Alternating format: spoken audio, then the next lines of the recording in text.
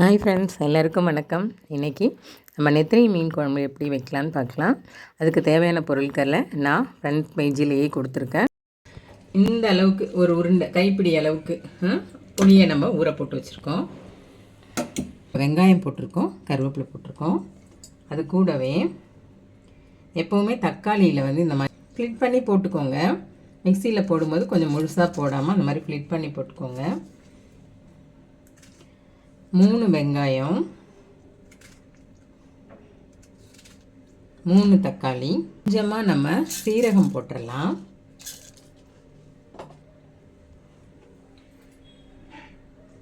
அதோடவே நம்ம கார்லிக் ஒரு 10 போட்டுடலாம். இந்த அளவுக்கு இஞ்சி சேருங்க, கண்டிப்பாக சேருங்க. இந்த இந்த இந்த மெத்தடில் நீங்கள் ஒரு தடவை சமைச்சு பாருங்கள், எவ்வளோ டேஸ்ட்டாக வருதுன்னு பாருங்கள். பாருங்க, இந்த அளவுக்கு நம்ம மஞ்சள் தூளையும் இதிலே போட்டுடலாம். ரொம்ப ஈஸி மெத்தடு.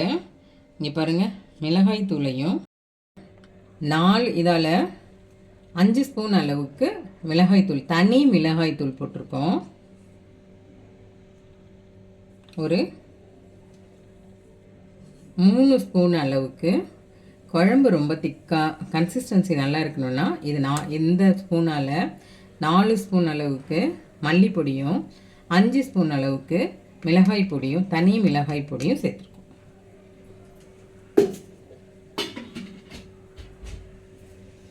இப்போது இதை நம்ம மிக்சியில் அரைச்சி எடுத்துகிட்டு வந்துடுவோம்.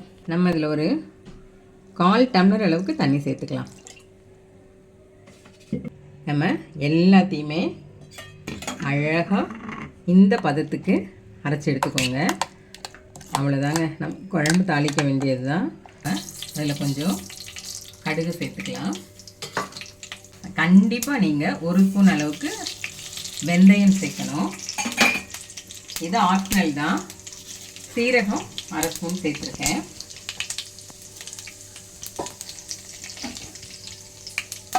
இது நல்லா அப்படி பொரிஞ்சு வர்ற பார்த்து பாருங்கள், கொஞ்சம் எடுத்துக்கோ. மேலே நம்ம கருவேப்பிலை சேர்த்துக்கலாம். அரைச்சி வச்சுருக்கிற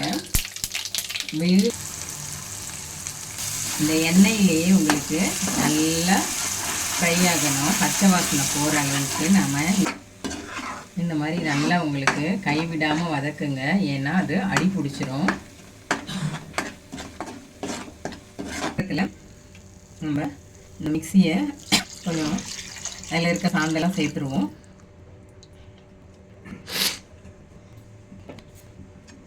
அவ்வளோதான், ஆல்மோஸ்ட் நம்ம குழம்பு ரெடி ஆகிடுச்சு. பிடிக்கும், அது கரெக்டான அளவாகவே இருக்கும்.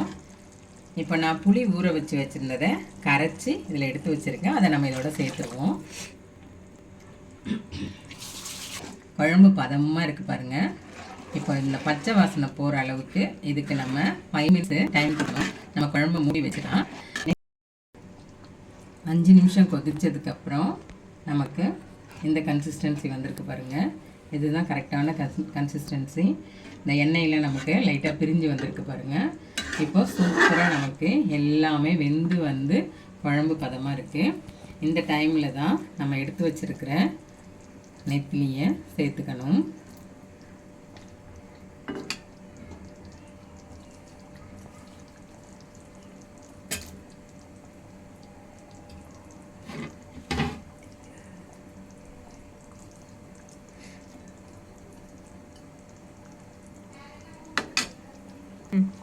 இந்த மாதிரி சேர்த்த பிறகு எல்லாமே இதில் மூழ்கி இருக்கிற மாதிரி பார்த்துக்கணும். அப்போ தான் ஈவனாக குக் ஆகும். இப்போ உங்களுக்கு எல்லாமே ரெடியாக இருக்குது. இது குக் ஆகிறதுக்கு ஒன்லி 2 மினிட்ஸ் அப்படியே நம்ம மூடி வச்சுருவோம். 2 மினிட்ஸ்க்கு அப்புறம் நம்ம திறந்து பார்க்கலாம். நம்ம நெத்திலி எப்படி வெடித்து வந்திருக்கு பாருங்கள். நல்லா வெந்துடுச்சு. குழம்பு நல்லா ஆயில் பிரிஞ்சு வந்திருக்கு. கரெக்டான பதத்தில் நம்ம எடுத்துட்டோம். இப்போ நம்ம எப்படி டிஸ்பிளே பண்ணலான்னு பார்க்கலாம்.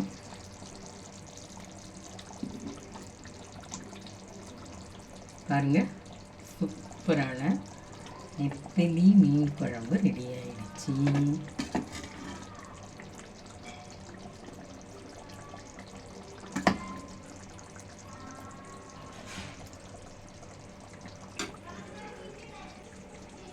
நெத்திலி மீன் குழம்பு பக்காவாக ரெடி ஆகிடுச்சு. நீங்களும் ஒரு தடவை இதே மெத்தடில் செஞ்சு பாருங்கள் எங்கள் ஓகே ஃப்ரெண்ட்ஸ், அடுத்து ஒரு ரெசிபியோடு உங்களை மீட் பண்ணுறேன். கண்டிப்பாக செஞ்சு பாருங்கள்.